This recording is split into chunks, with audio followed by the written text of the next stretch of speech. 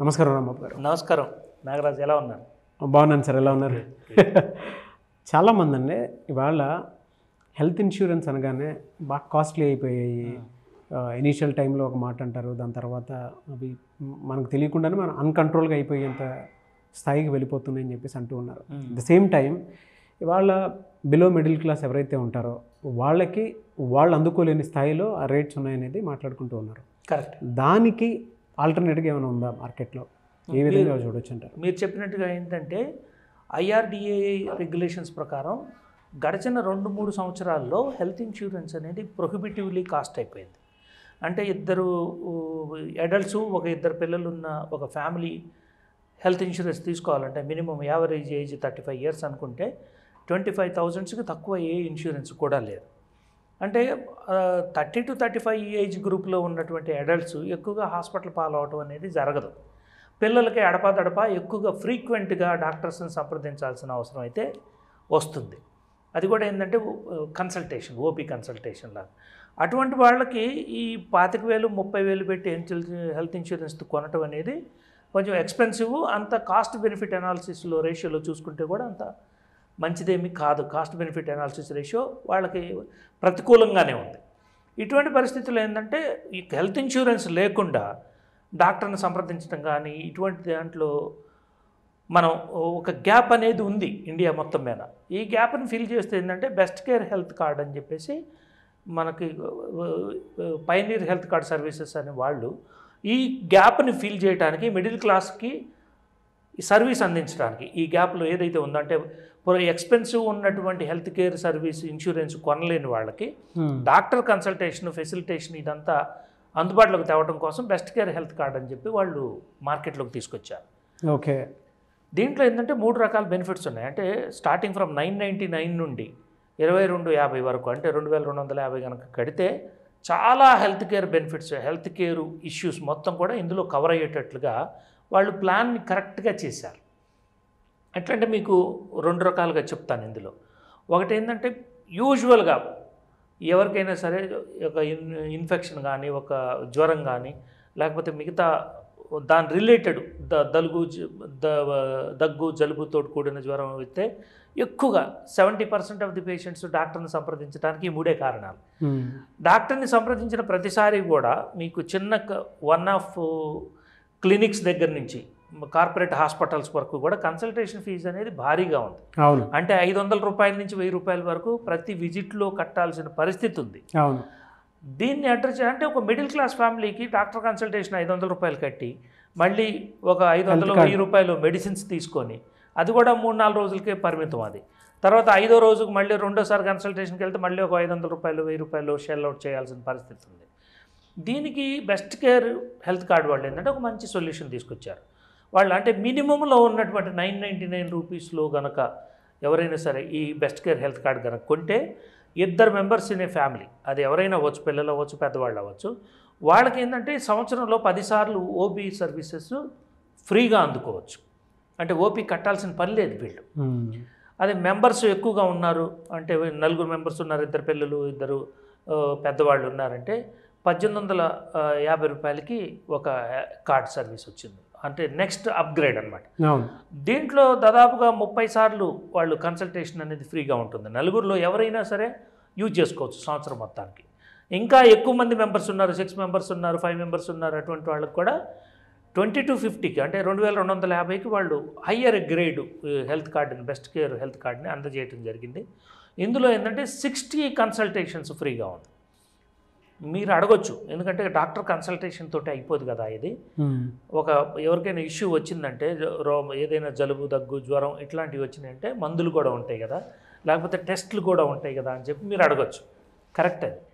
ఎందుకంటే కన్సల్టేషన్ ఫ్రీనే కాదు, ఇందులో డయాగ్నోస్టిక్ సర్వీసెస్లో కూడా 30 to 50% డిస్కౌంట్ అనేది ఉంది. అంటే ఇవన్నీ కూడా నెట్వర్క్ డయాగ్నోస్టిక్ సెంటర్స్లో, నెట్వర్క్ డాక్టర్స్లో ఉంటుంది. అంటే మీరు జిల్లా హెడ్ క్వార్టర్స్ కానీ, టౌన్స్ కానీ, పెద్ద సిటీలు అయినట్టు హైదరాబాద్, విశాఖపట్నం, విజయవాడ కానీ ఎక్కడైనా సరే ఈ డయాగ్నోస్టిక్ సెంటర్స్ అనేది నెట్వర్క్లో ఉన్నాయి బెస్ట్ కేర్ హెల్త్ కార్డ్ సర్వీసెస్లో. కాబట్టి ఆ డయాగ్నోస్టిక్ సర్వీసెస్లో కనుక వెళ్తే 30 to 50% డిస్కౌంట్ వచ్చింది. డయాగ్నోస్టిక్ టెస్ట్ లేకుండా ఈరోజు ఏ డాక్టర్ కూడా మందులు ప్రిస్క్రైబ్ చేయట్లేదు. కాబట్టి అందులో డయాగ్నోస్టిక్ సర్వీసెస్లో కూడా ఈ డిస్కౌంట్ అనేది వర్తిస్తుంది. తర్వాత మూడోది ఏంటంటే మందులు, ఫార్మసీ మీద. చాలా నెట్వర్క్ ఫార్మసీ హాస్పిటల్స్లో యూజువల్గా వాళ్ళు ఇచ్చే డిస్కౌంట్ కాకుండా, మెడికల్ షాప్లో వాళ్ళు ఇచ్చే డిస్కౌంట్ కాకుండా అడిషనల్ 10% డిస్కౌంట్ ఈ ఫార్మసీ మీద కూడా ఉంది. ఈ 3 బెనిఫిట్స్ ఉన్నది కాబట్టి బెస్ట్ కేర్ హెల్త్ కార్డ్ అనేది ఐడియల్ హెల్త్ సొల్యూషన్ అనేది నేను చెప్తా. ఎందుకంటే ఎక్స్పెన్సివ్గా అంటే 20 to 25,000 లేనిది ఈ రోజున ఒక ఫ్యామిలీకి హెల్త్ ఇన్సూరెన్స్ అనేది లేదు. ఈ తీరా చేస్తే ఆ 20-25,000 కూడా 2 లక్షలు 2.5 లక్షల కవరేజ్, మ్యాక్సిమం అయితే 3 లక్షల కవరేజ్ వరకు మాత్రమే ఉంటుంది. అది క్యుములేటివ్గా అందరూ వాడుకునేది మొత్తం. అంటే 4 మెంబర్స్ కనుకుంటే 4 మెంబర్స్కి కలిపి 2.5-3 లక్షలు మాత్రమే ఇన్సూరెన్స్ కవరేజ్ ఉంటుంది. దానికి 25,000 కడుతున్నారు.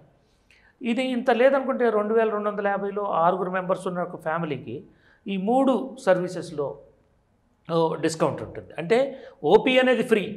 తర్వాత ఇంకొక ఇంపార్టెంట్ విషయం నేను చెప్పడం మర్చిపోయాను మీకు.